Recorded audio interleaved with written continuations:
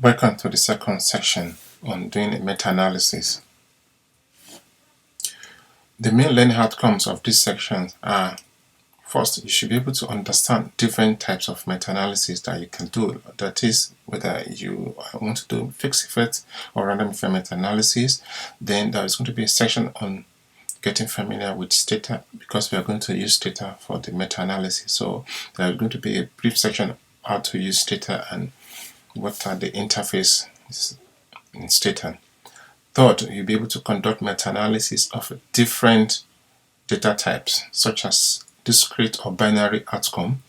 For example, if a study reported whether the patient died or not as all-cause mortality, whether the patient developed major cardiovascular event or not, or whether the trial is tested for a particular drug and they were interested whether the patient will develop hypertension or not. Then generate outcome data meta-analysis. Then we also look at continuous data such as systolic blood pressure, that is if it's reported using the same scale, or even if it's a continuous variable but reported using different scores. Then we also look at the prevalence data meta-analysis, as such that you have to almost study that you want to pull prevalent estimate, like you are interested in the prevalence of hypertension, dementia, or smoking, or any other proportional studies. We are going to follow the following 5 steps in conducting this series of meta-analysis. The first step is be able to load your data from using different types, whether it's from Excel, comma separated file, or you have the generic data set. Then second, you declare and describe the data set and let Stata know that I'm going to be doing meta-analysis of a binary data, generic or continuous one.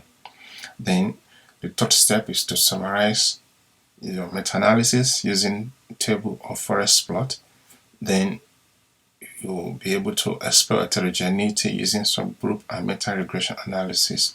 And finally, the 5th step is to explore and address whether there's evidence of small study effect, that is publication bias. So again, what is meta-analysis? Meta-analysis is statistical analysis that combines or integrates the result of several independent clinical trials considered by analysts to be combinable. So the keywords are to integrate or combine, then combinable. That is, you should not mix apple and oranges. You make sure that when you are doing meta-analysis, the outcome are reported similarly and you have comparable estimate across study. You can conduct meta-analysis typically within systematic review, or it can even be on a separate study.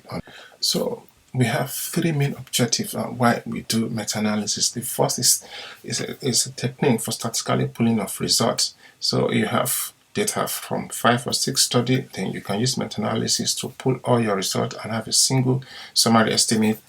By so doing, you improve power and precision of your treatment effect estimate. Second, you can use meta-analysis to determine the effect size or direction of the effect and conclude whether the intervention is effective or it is not effective, or whether it is harmful.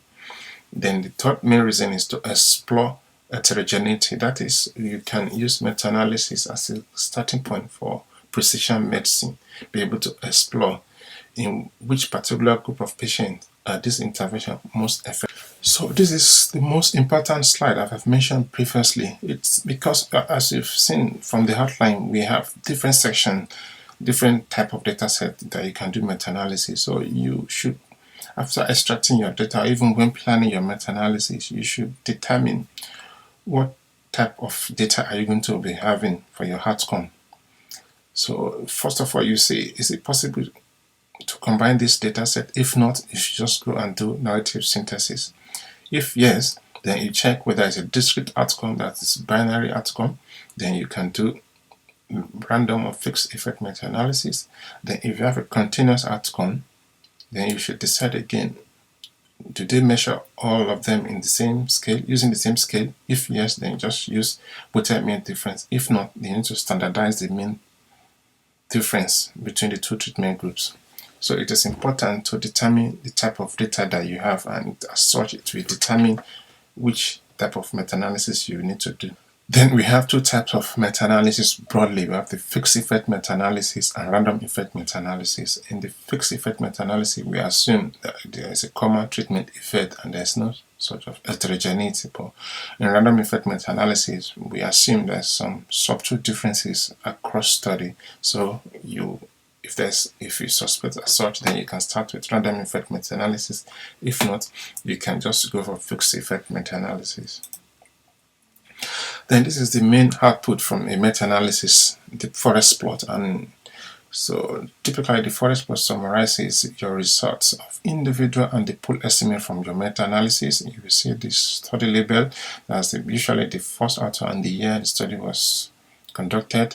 Then the type of data you use here, we have risk ratio. Then you can see the pool effect estimate and the weights given to each study. And you can also assess whether there's heterogeneity or not from the forest plots. So briefly, this second part will be divided into 6 subsections. This is just the first one, the introduction again. Then the second section is introduction to Stata. If you are very familiar with Stata, then you can skip that particular video and just move ahead directly to meta-analysis of a binary data set. So even if you are going to do meta-analysis of a continuous outcome, I would advise that you watch the meta-analysis of binary data, because that's the most comprehensive section that will cover all the 5 steps. Then after watching that, then if you are sure your data is only binary data set, then you can skip all of that section. Then the fourth one is on generic data meta-analysis. If you have a generic data set and standard error, then if you have a meta-analysis of a continuous data set, then you go to section 5. Then finally, if you want to pull prevalent estimate, then you should watch section 6 of this part 2 of this series. So looking forward to see you in the other section. Thank you.